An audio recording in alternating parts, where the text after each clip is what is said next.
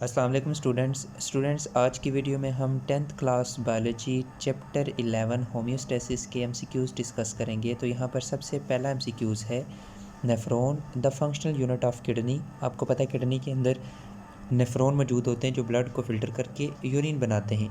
उसके कौन कौन से कंपोनेंट्स हैं, यहाँ पर 4 ऑप्शंस दिए गए। इन चारों ऑप्शंस में से हमने बताना है कि नेफ्रॉन के कौन कौन से कंपोनेंट हैं। तो बोमेन कैप्सूल नेफ्रॉन का कंपोनेंट होता है, जैसे कि डायग्राम के अंदर आपको नज़र आ रहा है। लूप ऑफ हेनले भी, ग्लोमेरुलस भी, ये तीनों नेफ्रॉन के कंपोनेंट होते हैं। जबकि यूरेटर ये नेफ्रॉन का कंपोनेंट नहीं होता, बल्कि यूरेटर किडनी के साथ अटैच होती है, जो कि यूरिन को यूरिनरी ब्लैडर के अंदर लेके जाती है। इसके बाद दूसरा एमसीक्यूज़ है the metabolic waste of man include all the following except. Metabolic waste आपको पता है उस वेस्ट को बोला जाता है जो मेटाबॉलिक रिएक्शंस के नतीजे में बनता है। जैसे कि इसकी एग्जांपल मैं आपको देता हूँ, सेलुलर रिस्पिरेशन के नतीजे में कार्बन डाइऑक्साइड बनती है। इसी तरह से यूरिया बनती है अमाइनो एसिड्स की ब्रेकडाउन से। इसी तरह से वाटर बनता है सेलुलर रिस्पिरेशन के अंदर। तो ये तीनों मेटाबॉलिक वेस्ट हैं, जबकि ये जो अनडाइजेस्टेड फूड है ये मेटाबॉलिक वेस्ट नहीं है। ठीक है, ये अनडाइजेस्टेड फूड बेसिकली जो हम फूड खाते हैं उसमें से वो फूड जो डाइजेस्ट नहीं होती वो हम फीसिस के ज़रिए रिलीज़ कर देते हैं। तो मेटाबॉलिक वेस्ट वो होता है जो हमारे सेल्स के अंदर बनता है, जबकि ये जो अनडाइजेस्टेड फूड होती है ये बची कुची फूड होती है जो हमारे डाइजेस्टिव सिस्टम के अंदर डाइजेस्ट नहीं होती। ये मेटाबॉलिक वेस्ट के अंदर नहीं आता। तो मेटाबॉलिक वेस्ट हम उसे कहते हैं जो हमारे सेल्स के अंदर केमिकल रिएक्शंस के नतीजे में बनता है। इसके बाद थर्ड एमसीक्यूज़ है ऑस्मो रेगुलेशन इन्वॉल्व्स। आपको पता है ऑस्मो रेगुलेशन हम किसे कहते हैं? ऑस्मो रेगुलेशन हम कहते हैं सेल्स के अंदर वाटर और साल्ट की कंसनट्रेशन को मेंटेन करना। हमारे सेल्स के अंदर वाटर और साल्ट्स का स्पेसिफिक बैलेंस मेंटेन रहता है, और वो बैलेंस मेंटेन रखना, उस बैलेंस के मेंटेन रखने के प्रोसेस को हम कहते हैं ऑस्मो रेगुलेशन। और यहाँ पर एक बात, ऑस्मो रेगुलेशन में ये सारे प्रोसेसेस इन्वॉल्व होते ही होते हैं, लेकिन मोर स्पेसिफिकली अगर हम जाकर देखें ना तो ऑस्मो रेगुलेशन में क्या हो रहा होता है, ऑस्मोसिस हो रही होती है। ऑस्मोसिस का मतलब होता है movement of water through semi permeable membrane. ठीक है, तो बेसिकली आपने पीछे 9th क्लास में या फर्दर आगे जाकर हम पढ़ेंगे कि आपने पढ़ना है कि ऑस्मो रेगुलेशन के अंदर डिफ्यूजन का प्रोसेस भी इन्वॉल्व होता है, फैसिलिटेटेड डिफ्यूजन भी समहाउ इन्वॉल्व होती है, एक्टिव ट्रांसपोर्ट भी इन्वॉल्व होती है। जैसे आपने पढ़ा होगा नेफ्रॉन किस तरह से ब्लड को फ़िल्टर करके यूरिन बनाते हैं, तो उसमें आपने ये सारे प्रोसेसेस देखे होंगे, osmosis, diffusion, facilitated diffusion, active transport. ये जो एक्टिव ट्रांसपोर्ट, फैसिलिटेटेड डिफ्यूजन और डिफ्यूजन, ये तीनों प्रोसेस क्यों करवाए जाते हैं? ताकि सॉल्ट की कंसंट्रेशन को मेंटेन किया जाए, और सॉल्ट की कंसंट्रेशन को मेंटेन करने की वजह से या सॉल्ट की कंसंट्रेशन को चेंज करने की वजह से वाटर मूव करता है। ठीक है, तो ये तीनों प्रोसेसेस क्यों होते हैं? ताकि ऑस्मोसिस हो सके, वाटर की मूवमेंट हो सके। ठीक है, तो जो मोर स्पेसिफिक आंसर है इस एमसीक्यूज़ का वो ऑस्मोसिस ही है। इसके बाद फोर्थ एमसीक्यूज़ है urine passes from bladder to the urethra. यहाँ पर आप डायग्राम के अंदर भी देख सकते हैं, जो यूरिनरी ब्लैडर के बाद जो यूरिन पास होती है वो यूरेथ्रा के पास होती है, यानी ये चौथा कंपोनेंट है यूरिनरी सिस्टम का। इसके बाद फिफ्थ एमसीक्यूज़ है where is urea produced. Urea हमारी बॉडी के अंदर कहाँ पर बन रही होती है? तो बेसिकली यूरिया बनती है लिवर के अंदर, अमोनिया यूरिया में कन्वर्ट होती है। अमाइनो एसिड्स की ब्रेकडाउन से अमोनिया बनती है। अमोनिया चूँकि टॉक्सिक होती है तो वो यूरिया में कन्वर्ट होती है यूरिया साइकिल के ज़रिए। इसके बाद नेक्स्ट है which substance is present at a lower concentration. अब ऐसी कौन सी सब्सटेंस है इन चारों में से जो लोअर कंसनट्रेशन में मौजूद होती है? रीनल आर्टरी के अंदर, देन रीनल वैन। अच्छा, यहाँ पर डायग्राम के अंदर आपको नज़र आ रहा है जो रीनल आर्टरी है वो ब्लड को किडनी के अंदर लेकर जाती है, और रीनल वैन फिल्टर्ड ब्लड को किडनी से वापस लेकर जा रही होती है। अब इन चारों चीज़ों में से कौन सी ऐसी चीज़ है जो रीनल आर्टरी के अंदर कम होती है और रीनल वैन के अंदर ज़्यादा होती है? तो इन चारों में से होती है कार्बन डाइऑक्साइड। ये जो कार्बन डाइऑक्साइड होती है ये वेस्ट होती है जो हमारी बॉडी के हर एक सेल के अंदर मेटाबॉलिक रिएक्शंस के नतीजे में बनती है। तो जो रीनल आर्टरी होती है या जो आर्टरीज होती हैं उनके अंदर ऑक्सीजनेटेड ब्लड ज़्यादा होता है, यानी वो ब्लड ज़्यादा होता है जिसके अंदर वो ब्लड मौजूद होता है जिसके अंदर ऑक्सीजन मौजूद होती है। जो वैन्स होती हैं उनके अंदर कार्बन डाइऑक्साइड ज़्यादा होती है। तो रीनल वैन के अंदर कार्बन डाइऑक्साइड मौजूद होती है जो कि किडनीज के सेल्स ब्लड के अंदर रिलीज़ करते हैं। ठीक है, तो रीनल आर्टरी के मुकाबले में रीनल वैन के अंदर कार्बन डाइऑक्साइड ज़्यादा होती है और रीनल आर्टरी के अंदर ऑक्सीजन ज़्यादा होगी। इसी के साथ अगर हम यूरिया की बात करें, यहाँ पर ये भी बता देता हूँ, यूरिया की बात करें तो यूरिया किसके अंदर ज़्यादा होगी, रीनल आर्टरी और रीनल वैन में से यूरिया ज़्यादा होती है रीनल आर्टरी के अंदर। जो रीनल वैन होती है उसके अंदर फ़िल्टर्ड ब्लड होता है। फ़िल्टर्ड ब्लड का मतलब जो वेस्ट होता है वो हमारी नेफ्रॉन जो है वो वेस्ट रिमूव कर देते हैं, यूरिन के अंदर एक्सक्रीट कर देते हैं, जैसे यूरिया हो गया, यूरिक एसिड हो गया, इसके अलावा एक्स्ट्रा वाटर हो गया, वो हमारी यूरिन के अंदर रिलीज़ हो जाता है और रीनल वैन फ़िल्टर्ड ब्लड को वापस हार्ट की तरफ लेकर जाती है। लेकिन उस ब्लड के अंदर कार्बन डाइऑक्साइड की कंसनट्रेशन ज़्यादा होती है, जो कि हमारे लंग्स से उस कार्बन डाइऑक्साइड को बाहर रिलीज़ किया जाता है। इसके बाद सेवन्थ एमसीक्यूज़ है, in a kidney machine what must be same concentration must be at the same concentration in the dialysis fluid and in the blood. मतलब हम डायलिसिस फ्लूइड को यूज़ करते हैं ब्लड को फ़िल्टर करने के लिए, तो डायलिसिस फ्लूइड के अंदर और ब्लड के अंदर कौन सी जो सब्सटेंस है वो सेम कंसनट्रेशन में होनी चाहिए। अगर हम साल्ट्स की बात करें तो यहाँ पर ये मैंने साल्ट्स को वैसे क्लिक किया है। अगर हम साल्ट्स की बात करें तो अगर डायलिसिस फ्लूइड और ब्लड के अंदर साल्ट की कंसनट्रेशन इक्वल होगी तो साल्ट मूव नहीं कर पाएगा। इसी तरह से अगर यूरिया की कंसनट्रेशन इक्वल होगी तो यूरिया भी मूव नहीं कर पाएगी, और वाटर की कंसनट्रेशन अगर इक्वल होगी तो वाटर भी मूव नहीं कर पाएगा। तो डायलिसिस फ्लूइड के अंदर वाटर की कंसनट्रेशन भी कम होनी चाहिए ताकि वाटर हमारे ब्लड में से इस डायलिसिस फ्लूइड के अंदर मूव कर सके, क्योंकि वाटर तो वेस्ट होता है ना, एक्स्ट्रा वाटर जो हमारे ब्लड के अंदर होता है। तो डायलिसिस फ्लूइड के अंदर वाटर भी कम होना चाहिए, यूरिया भी कम होनी चाहिए, साल्ट्स भी कम होने चाहिए। ठीक है, इनकी स्पेसिफिक कंसनट्रेशन होती है, लेकिन ग्लूकोज या जो शुगर होती है ये उसी कंसनट्रेशन में होनी चाहिए जितनी कंसनट्रेशन में हमारे ब्लड के अंदर ये ग्लूकोज मौजूद होता है, क्योंकि हम नहीं चाहते कि हमारे ब्लड में से एक्स्ट्रा जो ग्लूकोज है वो रिमूव हो। ठीक है, जो हमारी यूरिन होती है उसके अंदर भी ग्लूकोज मौजूद नहीं होता, बल्कि ये सारी सब्सटेंसेस मौजूद होती हैं। जो हमारी यूरिन के अंदर ग्लूकोज सेक्रेट भी होता है, उस ग्लूकोज को दोबारा से रीअब्जॉर्प्शन के प्रोसेस के ज़रिए रीअब्जॉर्ब भी कर लिया जाता है। ठीक है, तो डायलिसिस फ्लूइड और ब्लड के अंदर ग्लूकोज सेम कंसनट्रेशन में होने चाहिए। इसके बाद नेक्स्ट है the four structure listed are part of human excretory system. ये चारों कंपोनेंट्स ह्यूमन एक्सक्रीटरी सिस्टम के हैं।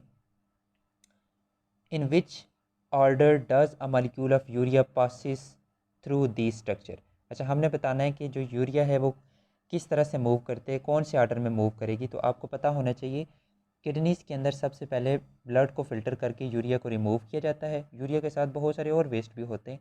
तो सबसे पहले किडनी के अंदर यूरिया बनेगी, वो यूरिया फिर किडनी से यूरेटर के ज़रिए जाएगी ब्लैडर के अंदर, और ब्लैडर फिर रिमूव करेगा उस यूरिया को, यूरिन के अंदर जो यूरिया मौजूद होती है, या उस यूरिया या यूरिन को यूरेथ्रा के ज़रिए बाहर रिलीज़ कर दिया जाता है। तो सबसे पहले सेकंड, फिर थर्ड, फिर फर्स्ट और फिर फोर्थ, ये वाला ऑर्डर यानी डी वाला जो ऑप्शन है वो ठीक है।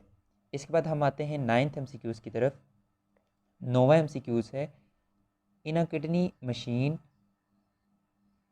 विच of the following passes from blood to the dialysis fluid. इन चारों चीज़ों में से कौन सी ऐसी चीज़ है जो ब्लड में से डायलिसिस फ्लूइड के अंदर मूव करती है। ग्लूकोज नहीं मूव करता, क्योंकि हमने बोला था इस ब्लड के अंदर और डायलिसिस फ्लूइड के अंदर ग्लूकोज की कंसनट्रेशन इक्वल होनी चाहिए। प्लाज्मा प्रोटीन भी मूव नहीं करती, ये लार्ज प्रोटीन्स होती हैं, ये भी हमारे ब्लड के अंदर ही रहती हैं। इसके अलावा रेड ब्लड सेल्स भी हमारे ब्लड के अंदर रहते हैं। जो यूरिया होती है ये मूव करती है ब्लड में से डायलिसिस फ्लूइड के अंदर। ठीक है, तो इसका ऑप्शन डी करेक्ट है। नेक्स्ट हम चलते हैं 10th एमसीक्यूज़ की तरफ। 10th एमसीक्यूज़ है, which blood vessels carry blood with the lowest concentration of urea. अच्छा, हमने कि यहाँ पे देखना है कि कौन सी ऐसी ब्लड वेसल है जिसके अंदर सबसे कम कंसंट्रेशन में यूरिया मौजूद होती है। तो जैसा कि आपको पता है ये किडनी है, किडनी के अंदर जो ब्लड को लेके आ रही होती हैं उन ब्लड वेसल्स को हम रीनल आर्टरीज कहते हैं, और जो ब्लड को वापस लेके जा रही होती हैं उन्हें हम रीनल वैन कहते हैं।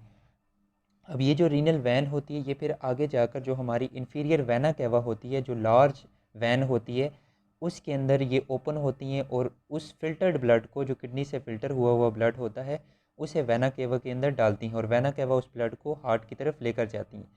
तो यहाँ पर सबसे पहले लिखा हुआ हेपेटिक पोर्टल वैन, इसके अंदर यूरिया की कंसनट्रेशन कम होगी नहीं। हेपेटिक पोर्टल वैन बेसिकली ये वो वैन होती है जो ब्लड को हमारे लिवर की तरफ लेकर जाती है। उस ब्लड को जो हमारी स्मॉल इंटेस्टाइन, लार्ज इंटेस्टाइन से इकट्ठा होता है उसे लिवर के अंदर लेकर जाती है।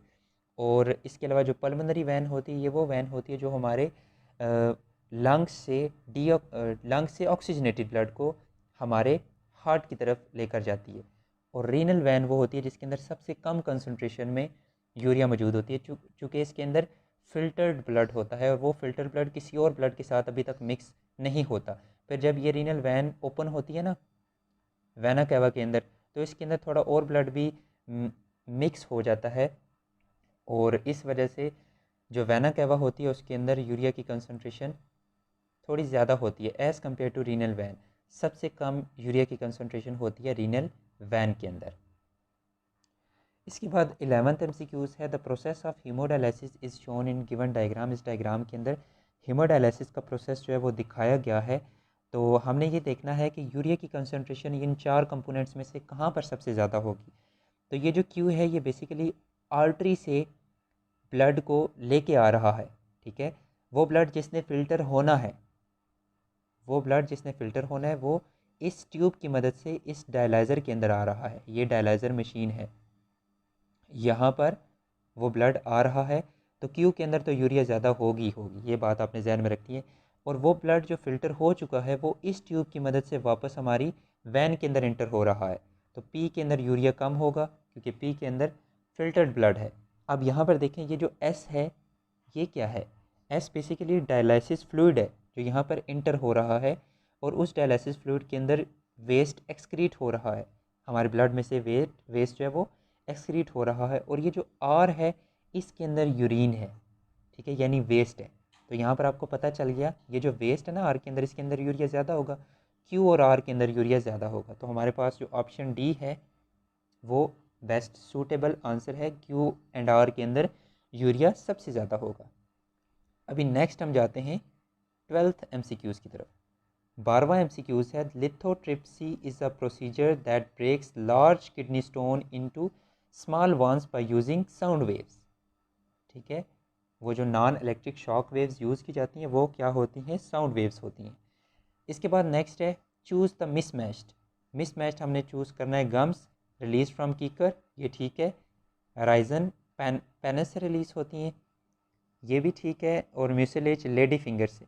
और ये जो बी है लेटिक्स, ये रबर प्लांट से रिलीज़ होती है, टोमेटो से नहीं। तो ये मिसमैच है, बाकी सारे ठीक हैं। इसके बाद 14th MCQs है which row shows substances that are present in each of the structure of excretory system of a healthy human. हमने ये 4 कंपोनेंट्स देखने हैं जो हमारे एक्सक्रीटरी सिस्टम के हैं, और इन एक्सक्रीटरी सिस्टम के कंपोनेंट्स के अंदर कौन कौन सी सब्सटेंसेस मौजूद हो सकती हैं वो हमने कंपेयर करनी है। तो सबसे पहले हम ऑप्शन 1 को देखते हैं। तो रीनल आर्टरी के अंदर ग्लूकोज मौजूद होता है, ठीक है। रीनल वैन के अंदर ग्लूकोज मौजूद होता है, ठीक है, होता है। यूरेटर के अंदर साल्ट्स मौजूद होते हैं। इसके अलावा यूरिनरी ब्लैडर के अंदर यूरिया मौजूद होती है, ठीक है। इसमें ऑप्शन ए तो ठीक लग रहा है मुझे, बाकी ऑप्शंस को भी देख लेते हैं। रीनल आर्टरी के अंदर प्रोटीन होती हैं। रीनल वैन के अंदर साल्ट्स होते हैं, जी साल्ट्स होते हैं। बेशक वो कुछ साल्ट्स जो हैं वो यूरिन के अंदर एक्सक्रीट हो जाते हैं क्योंकि रीनल वैन के अंदर तो फिल्टर ब्लड होता है, तो साल्ट्स होते हैं। यूरेटर के अंदर वाटर होता है। यूरिनरी ब्लैडर के अंदर प्रोटीन्स होती हैं, नहीं होती यूरिनरी ब्लैडर के अंदर प्रोटीन्स। यूरिनरी ब्लैडर के अंदर तो यूरिन होती है ना, उस यूरिन के अंदर यूरिया होगा, सॉल्ट्स होंगे, मुख्तलिफ आयंस होंगे, लेकिन प्रोटीन्स और ग्लूकोज नहीं होते हमारी यूरिन के अंदर, ठीक है। तो ये बी ऑप्शन भी नहीं हो सकता क्योंकि इसमें एक मिसमैच हो गया है। सी भी नहीं हो सकता क्योंकि यहाँ पर देखें यूरिनरी ब्लैडर के अंदर ग्लूकोज लिखा गया है, ग्लूकोज तो होता नहीं है। तो हेल्दी पर्सन के अंदर, वो पर्सन जिनको शुगर वगैरह का मसला होता है उनकी यूरिन के अंदर ग्लूकोज देखा गया है, उनकी यूरिन के अंदर ग्लूकोज पाया जाता है। और इसके अलावा अगर किडनी का किसी को कोई इशू है तो उनकी यूरिन के अंदर भी ग्लूकोज की कंसंट्रेशन हाई होती है। तो नॉर्मल पर्सन की यूरिन के अंदर ग्लूकोज नहीं होता, प्रोटीन्स भी नहीं होती, ठीक है।